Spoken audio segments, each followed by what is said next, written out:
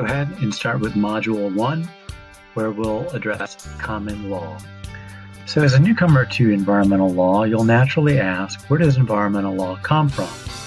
I don't want to belabor the point, so let me just say that it comes from a hodgepodge of constitutional authority, statutes, regulations, international norms, but in the early days of our country, it came from the common law.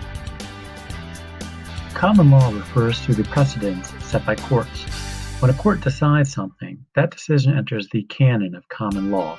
It gives us order by knowing what to expect with a given set of facts. In short, common law provides us with a core principle on which to understand environmental law.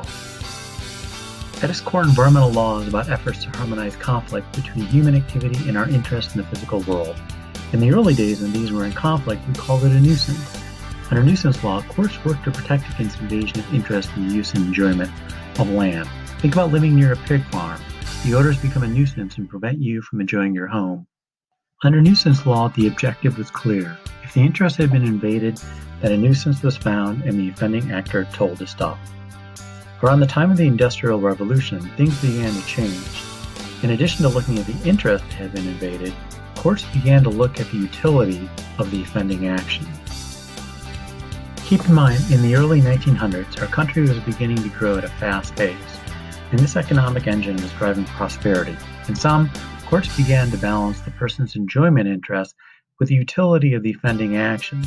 This would, many years later, be referred to as a cost-benefit analysis, a foundational principle in environmental law.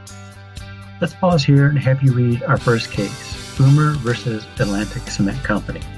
If you'd like, I've attached an article here as well on how to read a legal opinion.